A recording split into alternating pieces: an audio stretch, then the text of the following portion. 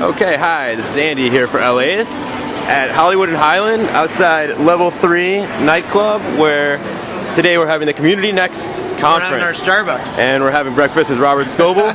Let's call it breakfast, I guess. Or, Hollywood style. Hollywood style. Robert Scoble of Scobleizer.com, of course, and the ubiquitous online presence that he is. Fastcompany.tv. And Fastcompany.tv now. It's all about business innovation. Got lots of fun things. We visited MySpace down here in Hollywood. So it's been a busy March, huh? Yeah. But somehow you found yourself here in Los Angeles. For a couple hours before I get on another plane. The next 4 weeks I'm on 7 trips, so including one to Israel and Amsterdam. And all just exploratory? Are you going to be doing interviews for Fast Company? Or? Yeah, on those trips I'm doing interviews, and in Amsterdam I'm speaking at the Next Web Conference, so that's going to be fun. Are you helping evangelize, or consulting, or looking to invest in companies? Oh, no.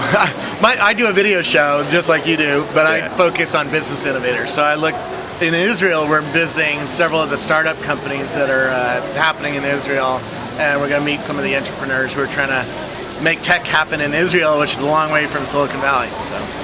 It is, but there have been quite a few top companies that have come out of there in the past few years. Yep. Including some really community-focused ones, like ICQ came out of there in 1996, and they sold to AOL for $409 million. So, and that sort of helped the whole startup community, because that gave cash to an investor named Yossi Vardi, and he's investing in a bunch of startups there.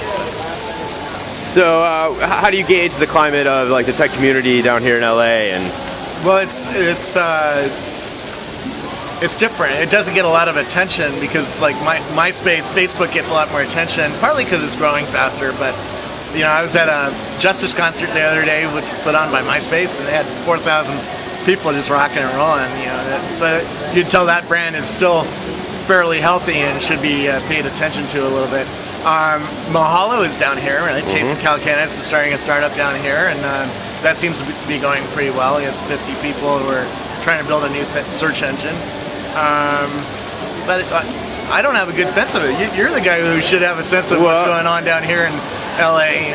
Yeah. What are some? Do you have any favorite spots in LA, or I like the beaches. You like the beaches, yeah. It's a little chilly today, but yeah, it's a little not beach weather. That's why we're at the Community Next conference. Yeah, if it was sunny, maybe we would be out at the beach right now. The first conference that I've ever been to in a nightclub at 10 in the morning in the middle of a mall. Yeah, it is a unique place, isn't it? Right in the middle of Hollywood. I mean, look at this. People taking pictures.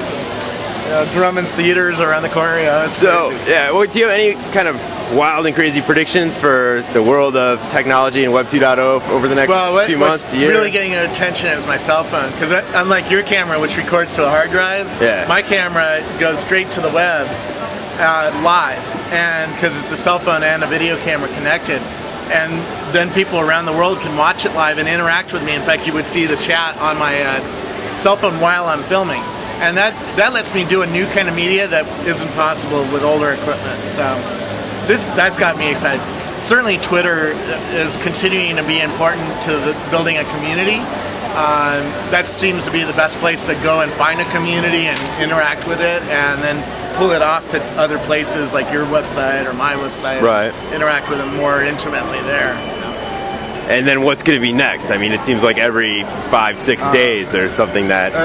the hot thing in the last 2 weeks was FriendFeed, right? And which is an aggregator of all the websites, like my event calendar on upcoming, my blog, my Twitter feed, my video feed. But then you get to, it mixes in with everybody else's feeds, right? And then you can comment on everybody else's... Right. It seems like a pretty simple idea. I'm not exactly sure why it's such a huge buzz thing. I don't know who's behind the PR team. It's addictive. It already is... on my iPhone, I read it every 5 minutes because it's just so addictive. It's like Twitter, but it's everything else. And then you can comment on somebody's Twitter messages, and it has threaded discussions. Yeah, it helps when people actually do comment on your... Yeah. Of course, when you're like Robert Scoble and you have, 9,000 followers or whatever it is. It's not the followers that matters, it's how many people you're following, because that gives you the inflow, right? And if you follow a lot of smart people, then you're gonna get smarter, and then you're gonna write or do videos about smarter things. So sure.